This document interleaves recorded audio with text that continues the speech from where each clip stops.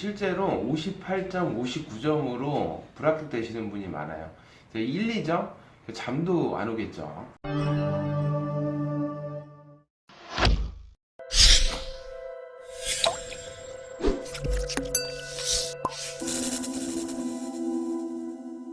자, 안녕하세요. 리얼뷰티 아카데미입니다. 자, 이번 시간에는 미용사가 되기 위해서 반드시 가지고 있어야 할 미용사 국가 자격증, 그 부분에 대해서 한번 이야기 나눠볼 건데요. 우리가 자격증 하면 시험이 떠오르죠. 일단 시험에 합격을 해야 자격증이 나오는 거니까.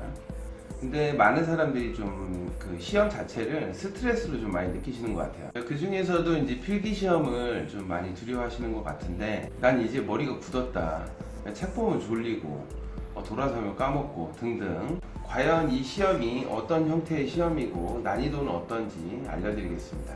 자격증은 필기시험, 실기시험으로 나눠지는데요. 당연히 필기를 합격해야 실기를 볼 자격이 생기겠죠. 그래서 실기시험은 다음 영상에서 준비하고, 오늘은 필기시험에 대해서 말씀드릴게요. 미용사 자격증 시험은 한국산업인력공단에서 운영하는 국가기술자격시험입니다.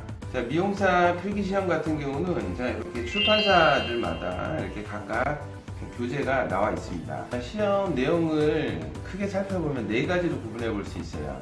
미용 이론, 다음 피부, 화장품학, 보건행정, 이렇게 구성이 되어 있는데요. 두려워하실 필요는 하나도 없어요. 시험은 그렇게 어렵지 않습니다. 그래서 시험이 그렇게 어렵지 않다 보니까 간혹 교육하는 곳에 이렇게 등록해도 자습 형태로 진행이 되고 혼자 접수하고 스스로 이렇게 합격하는 형태가 많은 게 현실인데, 정확한 전체적인 수업을 받는 게 맞죠.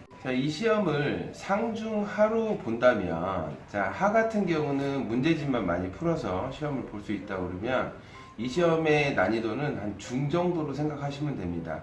그러니까 공부는 하셔야 돼요. 공부를 안 하고 시험 볼 수는 없습니다. 시험은 60점 합격이에요. 61점도 필요 없어요. 딱 60점만 맞으면 필기 시험은 합격을 할 수가 있는 거죠. 하지만 미용을 시작했고 앞으로 미용을 계속 하실 거잖아요. 그렇기 때문에 이 책 같은 경우는 그 미용의 기초적인 기본적인 내용들이 많이 연관성이 있어요. 미용 이론 같은 경우만 살펴보더라도 염색이라든가 파마라든가 그 다음 커트, 그리고 그 미용의 전반적으로 실제로 그 현장에서 사용하는 용어들이 상당히 많이 나와 있습니다. 피부 같은 경우는 우리가 미용실에서 두피 클리닉 받죠. 그래서 그 두피에 대한 어떤 그 피부에 대한 부분을 알아야 나중에 제품도 선정을 할 수 있고 하기 때문에 알아두시면 좋습니다. 보건행정 같은 경우는 나중에 창업하실 분들, 자영업자분들이 반드시 알아야 될 어떤 위생이나 법령들이 잘 나와 있으니까 이것도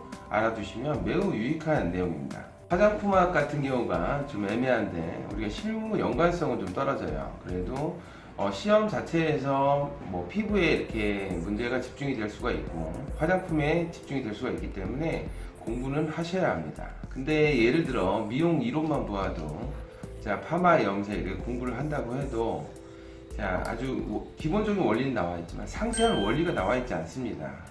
예를 들어 파마를 봤을 때 시스틴, 절단, 결합이 나온다고 하면 시스팅이 뭔지를 모르거든요. 이런 정확한 원리를 모르고서는 이해나 암기가 잘 안 되겠죠. 그래서 꼭 전체적인 그 수업을 통해 교육 받으시는 게 좋습니다.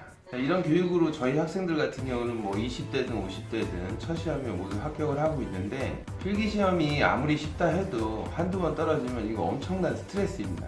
기간도 길어지게 되고요. 가급적 수업을 꼼꼼히 받으시는 걸 권장드립니다.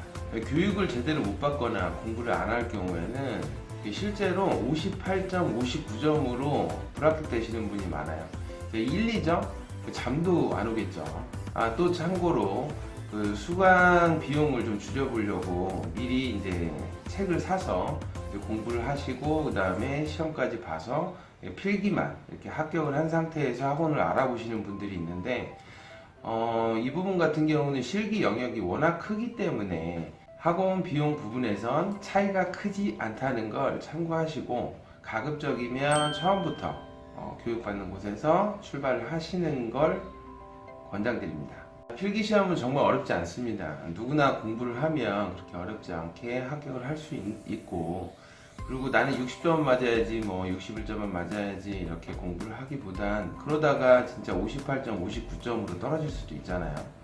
그렇기 때문에 앞으로 이제 자신이 계속 미용을 할 거고 앞으로 이제 해야 될 일이니까 정확하게 교육을 받으시고 그 다음에 열심히 공부하시기 바랍니다. 그럼 다음 영상에서 실기시험에 대해서 좀 상세하게 알려드리고 저는 이만 물러나겠습니다. 여러분 모두 잘하실 수 있습니다. 그럼 다음 영상에서 뵐게요.